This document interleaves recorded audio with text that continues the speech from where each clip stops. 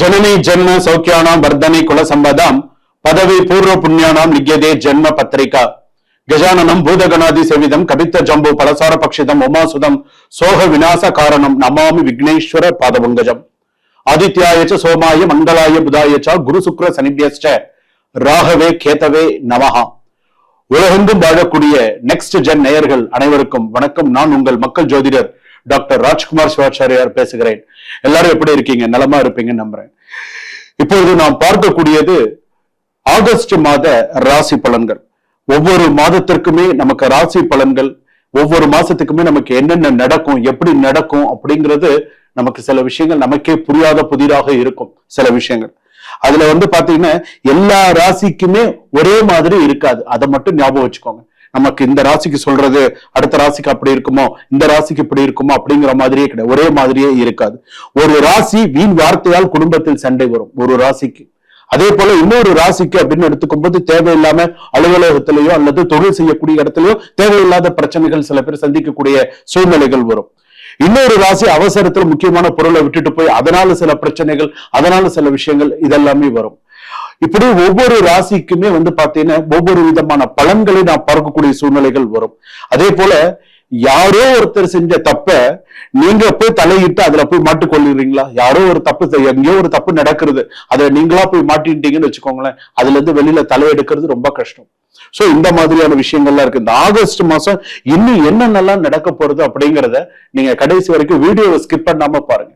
அப்பதான் கடைசி வரைக்கும் ஒரு ராசிக்கு என்னென்ன சொல்லியிருக்காங்க, ஒரு ராசிக்கு என்னென்ன விஷயங்கள் வந்திருக்கு அப்படிங்கிறது உங்களுக்கு தெரியும். வாங்க வீடியோக்குள்ள போலாம். வீடியோ கடைசி வரைக்கும் ஸ்கிப் பண்ணாம பாருங்க.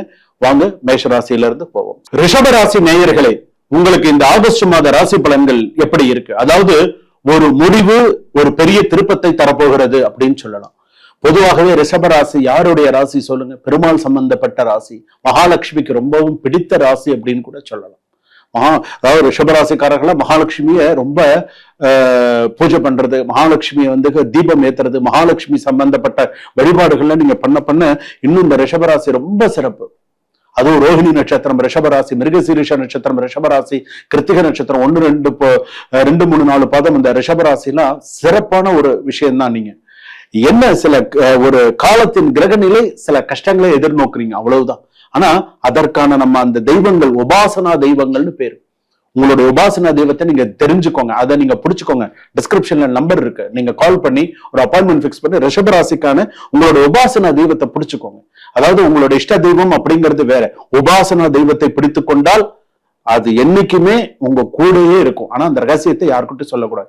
இந்த ரகசியத்தை என்னோட உபாசன தெய்வம் இதை நான் கும்பிட்டு இருக்கேன், அதனாலதான் இன்னைக்கு நான் நன்னா இருக்கேன் அப்படின்றத யாருக்கிட்டையும் சொல்லக்கூடாது. இது பரம ரகசியம். அது அதனாலதான் சில பேர் சொல்ல மாட்டாங்க. அதனால உங்களோட இஷ்ட தெய்வம் வேற, 1000 தெய்வம் இருக்கலாம். முருகனை கும்பிடலாம், விநாயகர் கும்பிடலாம், பைரவர் கும்பிடலாம். ஆனா உபாசனா தெய்வம் மிக முக்கியமானது. சரிங்களா? அடுத்ததாக உங்களுடைய மற்ற விஷயங்கள்லாம் நம்ம எப்படி இருக்கு அப்படிங்கிறத நம்ம பார்க்கலாம். முதல் விஷயம் பாத்தீங்க அப்படின்னு சொன்னா குடும்பத்துல எப்படி இருக்கும், குடும்ப சூழ்நிலைகள்லாம் எப்படி இருக்கும். ஓரளவுக்கு கொஞ்சம் எல்லாமே பாசிட்டிவா கொண்டு போறதுதான் சார். சிறு சிறு சலசலப்பு இருக்குங்க, சின்ன சின்ன சலசலப்புகள் இருக்கு. அதாவது சின்ன சின்ன வாக்குவாதங்கள், சின்ன சின்ன பிரச்சனைகள் குடும்பத்துல கொஞ்சம் விட்டு கொடுத்து போகணும். யார் விட்டு கொடுத்து போகணும்? கணவன் விட்டு கொடுத்து போகணும். சில விஷயத்துல கணவன் சில விஷயத்துல சரி பரவாயில்ல அனுசரித்து சில விஷயங்களை கொண்டு போக வேண்டும். அதாவது யாராவது ஒருத்தர் கொஞ்சம் விட்டு கொடுத்து போறது நல்லது. விட்டு போனவர்கள் கெட்டு போனதில்லை. சோ ஒருத்தர் விட்டு கொடுத்து போறது நல்லது. அதே போல உங்களுக்கு பாத்தீங்கன்னா சில பேர்ல பாத்தீங்கன்னா தான் சொல்லுவதே சரி என்று பேசுவார்கள் சில மனைவிமார்கள். மனைவி நம்ம கல்யாணம்னு ஒண்ணு பண்ணி மனைவின்னு ஒருத்தர் இருந்தாங்கன்னு அவங்க என்ன சொல்லுவாங்க? நான் சொல்றதாங்க சரி, நான் சொல்றதை நீங்க கேளுங்க, நான் சொல்றதை நீங்க பண்ணுங்க அப்படின்னு சொல்லி பேசதான் பேசுவாங்க, சொல்லதான் சொல்லுவாங்க. ஆனா நீ சில விஷயத்த யோசிச்சு பண்ணு, ஏன் நான் சொல்றதை நீ கேட்க மாட்டியா, பண்ண மாட்டியா அப்படின்லாம் சில வாக்குவாதங்கள். ஏதோ ஒரு விஷயத்துல அனுசரிச்சு பேசணுமோ அந்த விஷயத்துல அனுசரிச்சு பேசுங்க, பண்ணுங்க. அதே போல சகோதரன் சகோதரி ஸ்தானம் அப்படின்னு நம்ம எடுத்துக்கும் போது அப்பா கிட்ட வீண் வம்பு சண்டைகள் அதிகமாக வரும். அப்பா கிட்ட போய் நீ பண்றதுதான் சரியில்லை, நீ அவனுக்கு செய்யற எனக்கு செய்ய மாட்டேங்கிற, இவனுக்கு செய்யற எனக்கு செய்ய மாட்டேங்கிற, அப்படி இப்படின்னு தேவையில்லாத சில மன உளைச்சல்கள், மன பிரச்சனைகள் நிறைய வரும். இதனால மன சங்கடங்கள் இந்த சகோதரன் சகோதரிக்குள்ள சில சின்ன சின்ன விஷயங்கள் எல்லாம் வரும். அதே போல நீ ஒரு ரிலேஷன்ஷிப்ல இருக்கியா, ஓரளவுக்கு அதுல அதாவது சில விஷயங்கள் நீ மெயின்டைன் பண்ணிட்டு இருக்கிற வரைக்கும் தெரியாது, தெரிய வந்தால் அவமானப்படுவாய். அது மட்டும் ஞாபகம் வச்சுக்கோ. தெரிய வந்தாலும் அவமானப்படுவேன். உன்னுடைய அவமானப்படணுமா, எப்படி இருக்கணும், எப்படி பேசணும், எப்படி கொண்டு போகணும், உன்னோட ரிலேஷன்ஷிப்ல நீ கவனமா இரு. லவ் சம்பந்தப்பட்டதற்கே நீ லவ் பண்றியா, நீ பண்ணு, லவ் பண்ணு, கல்யாணம் பண்ணணும்னு நினைக்கிற, வீட்டுல சொல்லணும்னு நினைக்கிற, நீ சொல்லு. உனக்கு சில விஷயங்கள் பாசிட்டிவா அமையும். சோ ஒன்னும் பிரச்சனை இல்லை. சில விஷயங்கள் உனக்கு பாசிட்டிவா வரும். ஆனால் சொல்லக்கூடிய நேரம்னு ஒண்ணு இருக்குல்ல, நீ வாட்டுக்கு எல்லா நேரத்திலும் போய் எல்லா நேரத்திலும் டக்குன்னு போய் வாய் விட்டுறக்கூடாது. இந்த நேரத்துல என்ன சொல்லணுமோ அந்த நேரத்துல சொன்னால் அது உனக்கு சரியாக இருக்கும். ஒண்ணு, அது ஞாபகம் வச்சுக்கோ. அடுத்ததாக உன்னுடைய ராசிக்கே பார்த்த அப்படின்னு சொன்னா உன்னுடைய வேலை தொழில் விஷயங்கள் எப்படி இருக்கும். வேலை விஷயம் அப்படின்னு எடுத்துனோன்னு ரிஷப ராசி பொறுத்த அளவுக்கு இப்ப கொஞ்சம் ஓரளவுக்கு நமக்கு வேலையெல்லாம் கொஞ்சம் பரவாயில்ல அப்படிங்கிற மாதிரிதான் போயிட்டு இருக்கும். ஆனா இங்க என்னென்ன உழைப்பு அதிகமா இருக்கு, ஊதியம் குறைவாக இருக்கு. நீ சம்பாதிக்கிற, உழைக்கிற, நிறைய உழைக்கிற, 100% உழைக்கிற, டே அண்ட் நைட் உழைக்கிற. ஆனா உனக்கு அதற்கான ஒரு சன்மானமோ அதற்கான ரெகக்னைசேஷனும் உனக்கு பூரணமா கிடைக்கல. மனசு வெறுத்து போய் இந்த கம்பெனில இருந்து இன்னொரு கம்பெனி மாறலாமா, இந்த வருஷத்துல ஏதாவது ஒரு மாற்றம் நமக்கு வருமா, வெளிநாட்டுல இருக்கும்போது இப்ப நீ வெளிநாட்டுல இருக்கிற, வெளிநாட்டுல இருந்து வேற நாட்டுக்கு நம்ம போலாமா, இல்ல இங்க வேற ஏதாவது ஒரு சில விஷயங்கள் பண்ணலாமா அப்படிங்கிற மாதிரிலாம் இருக்கும். மேலதிகாரிகளுடன் சிறு உரசல்கள் ஏற்படலாம் அப்படிங்கறதெல்லாம் இருக்கு. சோ சில விஷயத்துல கொஞ்சம் கவனமா இருக்கு. அதே போல மற்றவர்கள் வேலைக்காக நீங்கள் பொறுப்பேற்காது. மற்றவங்க வேலையெல்லாம் இருக்காங்க, நீ போய் பொறுப்பெடுத்து நான் இதை செய்யறேன் அதை பண்றேன் அப்படிலாம் நீ இது பண்ணாது. அதே போல குடும்ப விஷயத்திலையும் நீ கொஞ்சம் கவனமா இருக்கு. அதாவது 2ஆம் திருமணம் ரொம்ப கவனமா. திருமணம் மறுமணம் சொல்றோம். திருமணம் செய்யறவர்களுக்கு ஓரளவு ஓகே. மறுமணம் செய்யற இடத்துல கொஞ்சம் நிதானிச்சு கல்யாணம் பண்ணு. அவசரப்பட்டு சில விஷயங்கள் முடிவுகளை எடுக்காதே. அது ரொம்ப மிக முக்கியமானது.